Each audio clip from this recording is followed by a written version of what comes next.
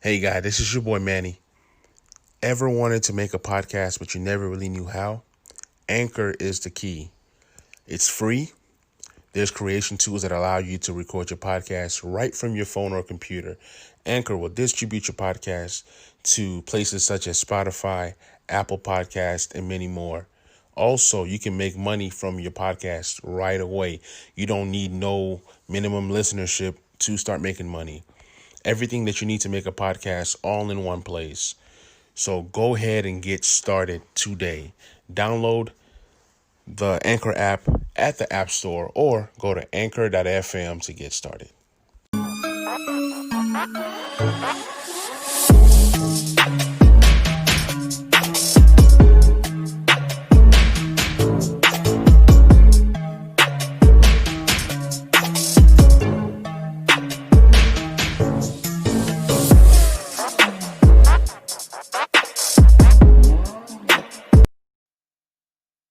What's good, everybody? Welcome to another episode of Talking Sports with Manny. Still getting over this cold, feeling much better. Let's talk about what happened with the Clippers, man. The Clippers had all this hype, how they were the best team in LA, and this and that, and bringing in Paul George and Kawhi was supposed to lead these guys to the promised land. In the 50 years that the Clippers have been in existence, they have never made it to a Western Conference Finals ever. So shout out to the Denver Nuggets for knocking out the Clippers. Me being a Lakers fan, you know that I enjoyed it. Got on Facebook and gave these Clipper fans a piece of my mind. Got on Twitter, was trolling. Had a great time doing that. But we now have a matchup with the Los Angeles Lakers and the Denver Nuggets. That's going to be a better matchup than what people think. Even as a Laker fan, I don't think that that's going to be a cakewalk. Even if the series goes 5 or 6 or 7, it doesn't matter. I just think it's going to be a tough series. Um, I got Lakers in 5, possibly Lakers in 6, but we'll see what happens. It's going to be a tough matchup. So let's talk about the NFL, man. Tons of injuries left and right. I don't know why these players are getting hurt. Obviously, they didn't have a OTA, they didn't have a training camp, they didn't have preseason. A few weeks, couple weeks is not enough to get these guys ready for physical, grueling season. Now, I've said before that the first 4 weeks is going to be kind of like a preseason. The real season is probably going to start in week 5. That's when you'll really start to see people getting into the swing of things, people getting used to getting hurt and all that stuff. So that's my thoughts on the NFL. Wanted to give a shout out to my guy, Seth, Rob. Man, this guy right here, he's awesome, man. And the only thing wrong about this guy is that he's a Cowboys fan. And as a Washington football fan, we do not like the Cowboys. But because he's part of the back row family, go ahead and check out the Back Row Cowboys show.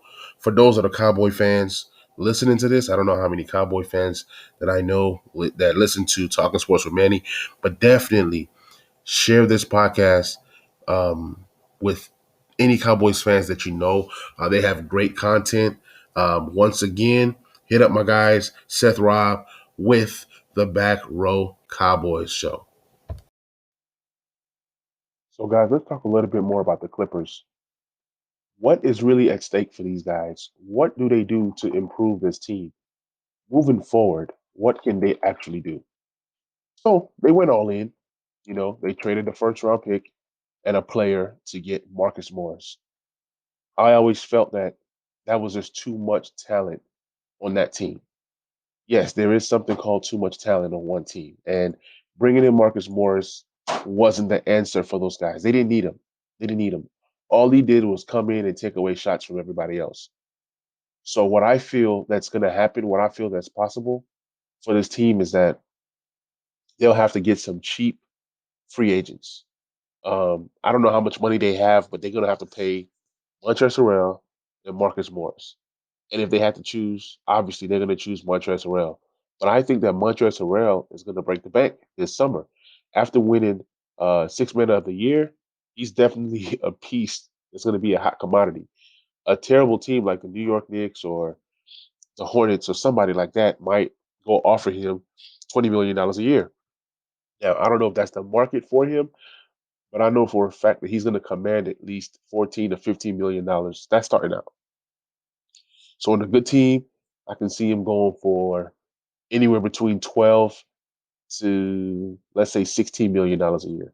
On a bad team, anywhere from 16 to $20 million a year. So we'll see what happens with Montrezl Harrell, but the Clippers are in big trouble. They do still have a young core. They still do have a nice core, I would say. But we'll see what happens without a first round pick. Yes, they are win mode down, but really, what can they really improve on? Zubac was okay.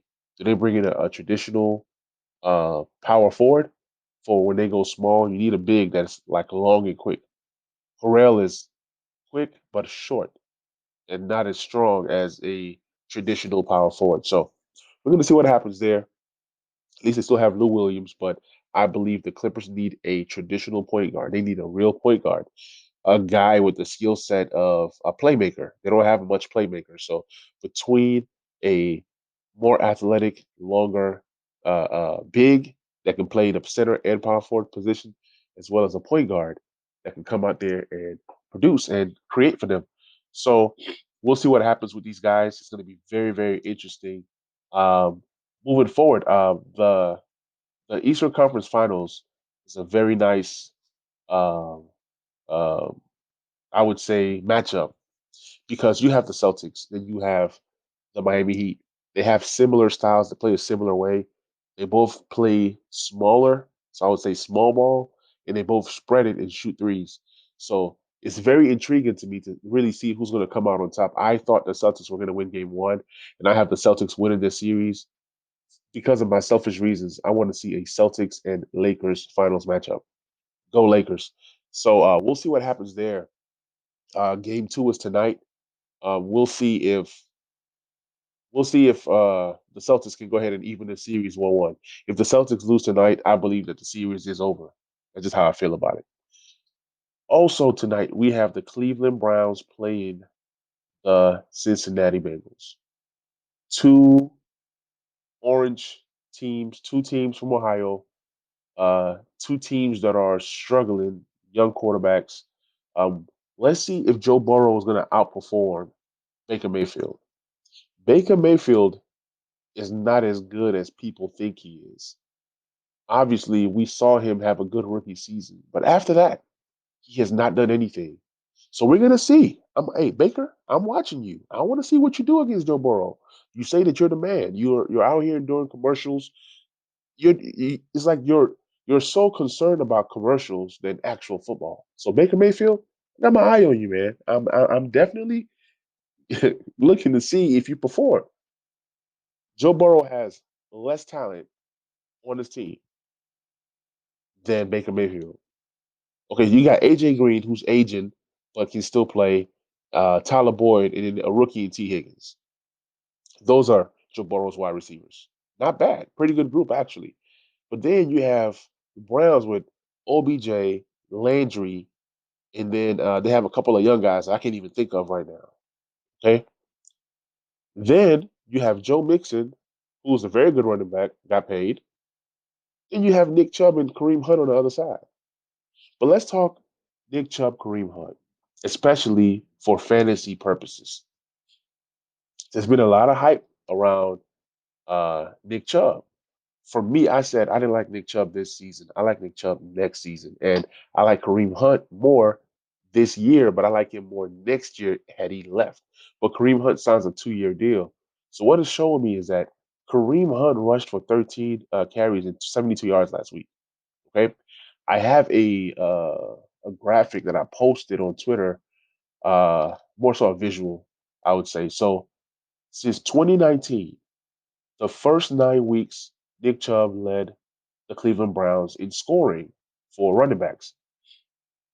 Then Kareem Hunt returns from suspension, right? Week 10, it was Kareem Hunt. Week 11, it was Kareem Hunt.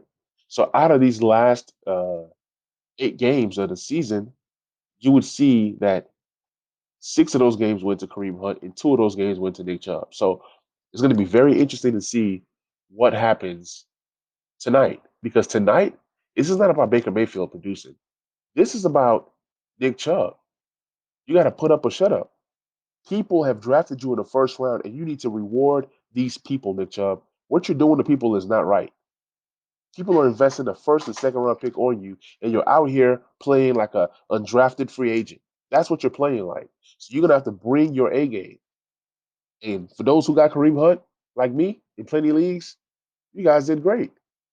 Kareem Hunt is gonna serve as a cheap alternate option at least for 2 years. So if they decide to move Nick Chubb, which I don't think they will because of the rookie contract, but I mean, it just goes to show you that the running back position in the NFL is very weird. Here's Nick Chubb, a guy who rushed for 1,400 plus yards last year, now struggling to be the main back on his team. So we'll see what happens there. I'll be keeping a close eye on AJ Green as well as Tyler Boyd. I own both of those guys in a particular league, and I'm most likely going to drop one of those guys. So I don't know if I'm going to drop Tyler Boyd or AJ Green. So I am all in. I am intrigued, and I am looking out for this awesome, awesome game tonight. All right, guys. If you guys are still here, you guys are in for a treat. I am going to do my stardom and situm segment of this podcast. So here are some names that I'm looking at in terms of quarterbacks. I am going to start, believe it or not, Cam Newton this week. He's an ultimate must start because of his rushing ability. I mean, the guy just knows how to score points in fantasy.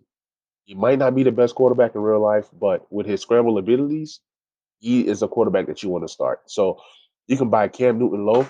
A lot of guys were able to draft him towards the end of the draft, anyways. And if you're playing in a one quarterback league, I mean, I'm pretty sure you can trade your RB5 or your wide receiver 5 to get Cam right now before he blows up even more. So of course I have Cam Newton. Then I have Aaron Rodgers. Aaron Rodgers is a bad man, and he's playing against the Detroit Lions.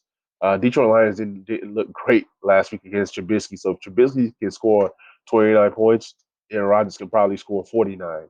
I'm being silly, but I mean, he had 38 points last week. But I do see Aaron Rodgers having another big week. But if the Packers are able to run the ball, then he might not be able to pass for a lot of yards. It all depends on the script of the game. If it's a blowout, then you're going to see a lot of rushes from the running backs. If it's a shootout, then expect Aaron Rodgers to have another 353 touchdowns. Josh Allen is a guy that you want to start this week. He had 312 yards passing last game and 3 touchdowns. If he rushes for a touchdown in this game, then you know that he's going to be in that 30-point range again.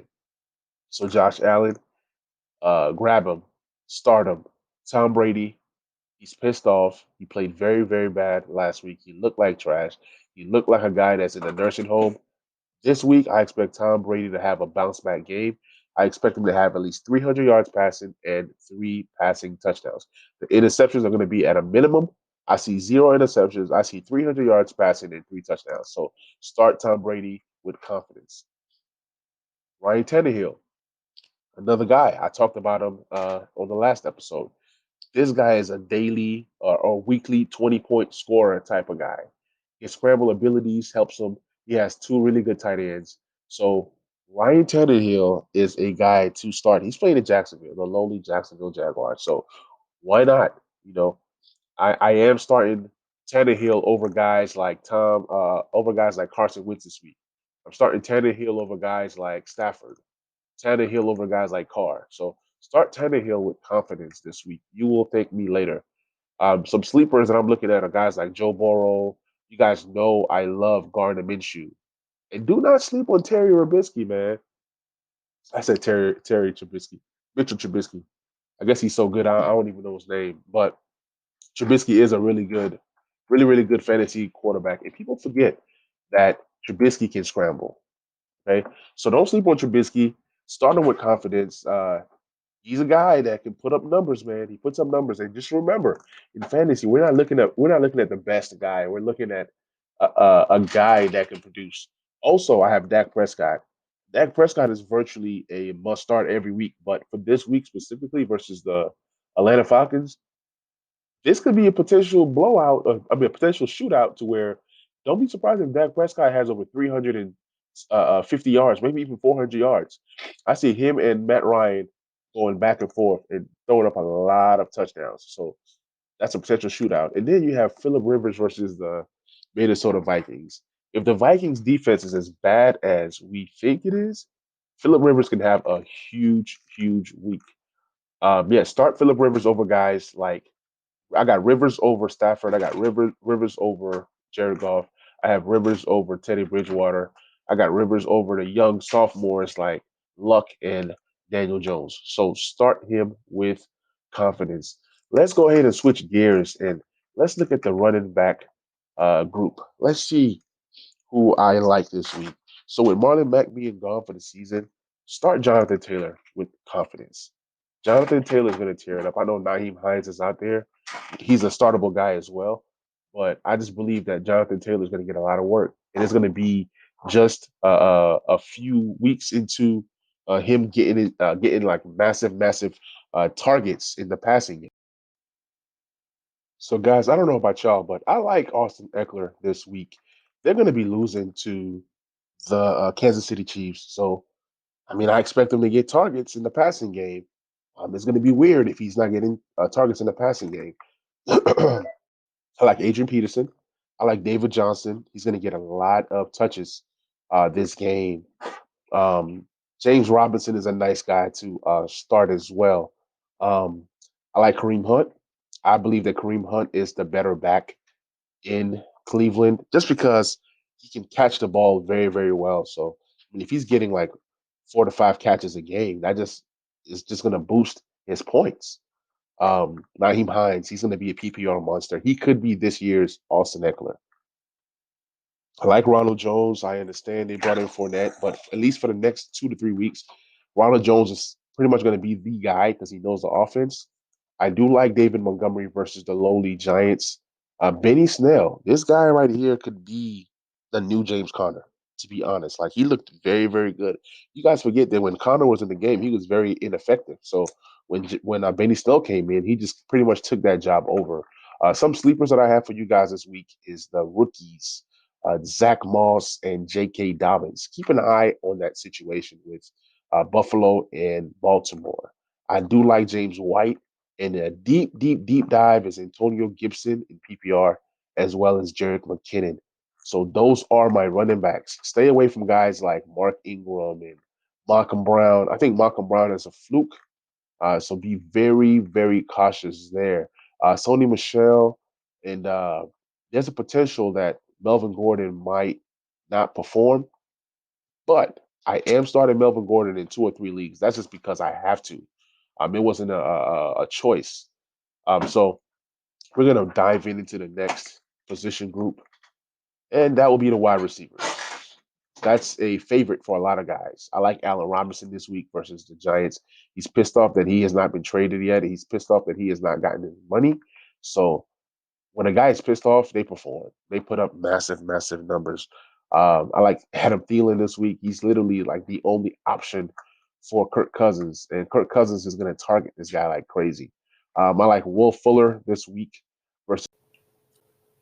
I also like T.Y. Hilton this week.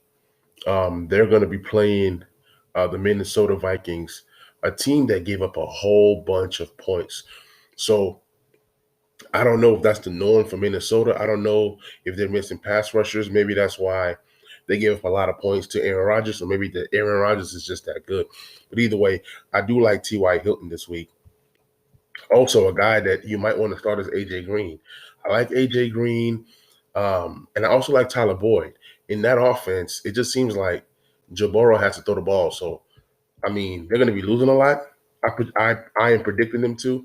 So, A.J. Green and Tyler Boyd are both solid plays. I do like Michael Gallup. He's going to put up points, especially the way that Dallas plays. Dallas is going to be playing ATL. So you want to look at Michael Gallup right there. Marquise Hollywood Brown is also an option. He played phenomenal last week, had 100 yards receiving off of just 6 targets. So, I mean, he's only going to get better. I love Deontay Johnson this week. I know that Juju was there, but what I look at is Deontay Johnson had 10 targets last week.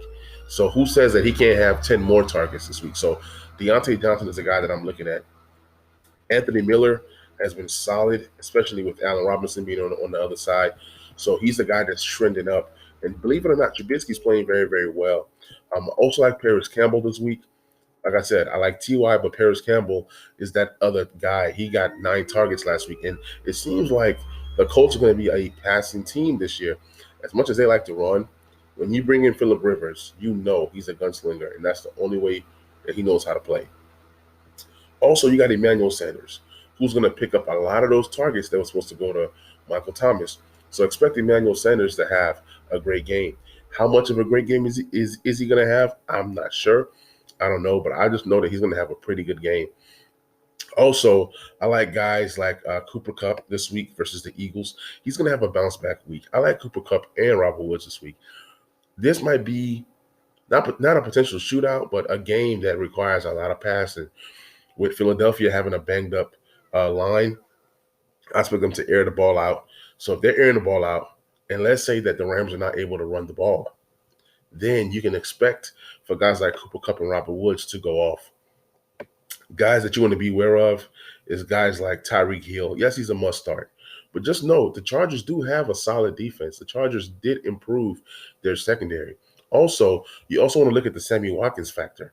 Sammy Watkins is eating up a lot of targets that would usually go to Tyreek Hill. You even saw the first game of the season that it was hard for them to get the ball to Tyreek Hill. Defenses are now starting to focus on him. So I mean, if you want to beat the Kansas City Chiefs, you'll say, let me take out the number one guy and the number two guy. So I'm just saying, beware of Tyreek Hill. I'm not saying sit him. I'm just saying if you have a better option, then you go with that. How can somebody possibly have a better option than Tyreek Hill? Hey, last year I had guys like Devontae Adams, Devontae Parker. I mean, I had tons of wide receivers. So I do crazy stuff like benching guys like Tyreek Hill. Like I said, I'm not telling you to bench him, but just beware. Also, a guy that I like this week is Jamison Crowder, but I'm not sure if he's going to play because of that injury. But if he's going to play, man, put him in a game because with Le'Veon Bell being out, Perriman hasn't been good. Chris Hogan looks terrible. Jamison Crowder just seems to be that guy that's a safety valve, and he's the only guy that Sam Darnold actually trusts. So you want to roll with Jamison Crowder if he's healthy this week, and if he's not, just leave that whole Jets passing attack alone.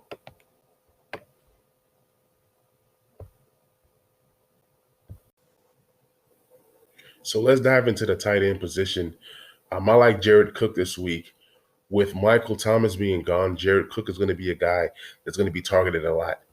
I mean, last week he was targeted 7 times and caught 5 passes for 80 yards. This week, I expect those targets to double. I see Jared Cook as a guy that can be targeted 14 times, and I can see him as a guy that can catch maybe 9 or 10 receptions out of that. And he can possibly have over 100 yards. And don't be surprised if he gets you 2 touchdowns. I also like TJ Hawkinson this week. He's playing Green Bay.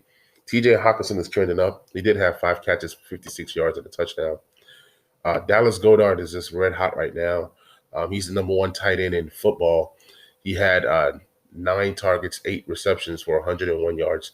And this week he's playing the Rams. So with Jalen Ramsey focusing on some of the receivers that the Eagles don't have, expect Dallas Goedert to go off, especially with all the focus going to Zach Ertz. Also, I like Jonnu Smith a lot. He's playing against Jacksonville. He's going to trend up. He had 7 targets. Expect that to go up even more. Um, for those that are in deeper leagues, look at Logan Thomas. He had 8 targets. He only caught 37 yards for 1 touchdown, but I'm telling you, the targets are going to keep going up because there's not another receiver outside of Terry McLaurin that is really posing a threat for Washington right now. So look for Logan Thomas.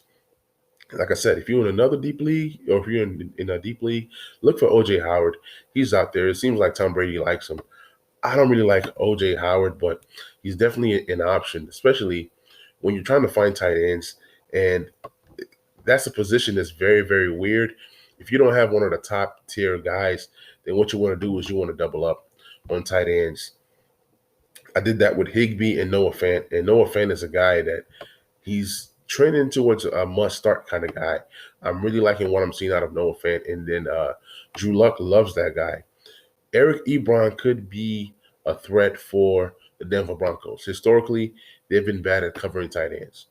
If you want to know who to start at tight end, just look at who's playing the Cardinals and who's playing the Broncos. When you find out who, you start those tight ends. And most times you're going to be heavily rewarded. Also, another team that struggles with tight ends is the Washington football team. No matter who the tight end is, they can't cover them. So Washington football team, Broncos, and as well as the Cardinals, they struggle to cover tight ends. Take a look at Evan Ingram this week versus the Chicago Bears. Um, I think he's going to have a good second game. He kind of fell off the first game, but I believe he's going to have a pretty good game. So that's it for tight ends. It's not really much to talk about because there's not that many good tight ends. But also another tight end that you might want to look at is Chris Herndon, because if Jamison Crowder is the number one option, and if he's gone, then that means that Sam Darnold is going to look for Herndon over and over and over and over again against a tough um, defense in the San Francisco 49ers. So look for Chris Herndon to be that safety valve for him. Next position I want to get into is the kickers. Yes, the kickers are very important. What you want to do is you want to go ahead and get Blankenship, the kicker for the Colts. I cannot pronounce his first name, but Blankenship. He is a guy that he's new to the league. He can kick. He can kick. And you're playing against Minnesota. Minnesota gives up the most amount of points to kickers so far. I know it's kind of hard to kind of judge kickers. A kicker that I do like is Young Woo Ko from the Atlanta Falcons. Atlanta Falcons have a high prolific offense. So high prolific offense means that you have more chances at kicking field goals. Robbie Gould is a good play this week versus the Jets. Zane Gonzalez is a very nice kicker. He kicks a lot of 50-yard field goals. So you want to look at him. You want to look at Jason Myers versus the Patriots. Then you want to look at a guy like Dustin Hopkins for Washington. If Washington is in a predicament to where they're not able to score points, just look at him as the guy that's going to be able to kick some field goals for you. We dive into defense. You want to look at the Green Bay Packers versus Detroit, especially if Kenny Galladay is not going to play. I think that the Packers pass rush is going to turn up. The Packers pass rush didn't really have an impact last week, but look for them to have an impact this week, especially against Detroit. This is a opponent that they know, so look for this matchup to be very important to them. Look at the Titans versus Jacksonville. I know that Mr. Mustache Gardner Minshew looked really good last week, but the Titans are just too good of a team to let Minshew do that same thing. So look for the Titans to get after him and to make him, look crazy out there. The Buccaneers versus the Carolina Panthers. That's a defense that I've been seeing that's just trending right now. So for whatever the reason is, folks are liking the Bucs. I didn't see a lot from the Bucs last week, but then again, how often do you play a really good offense like the Saints? So look for the Bucs as an option this week.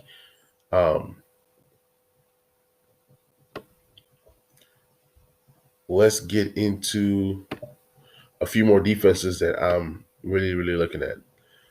Kansas City versus the Chargers could be an option, especially if Kansas City gets into a lead, like a huge lead. If they get into a huge lead, then they're gonna just send the pass rush, and then they're gonna force the Chargers to, you know, try to come back. And don't be surprised if they put Herbert in the game.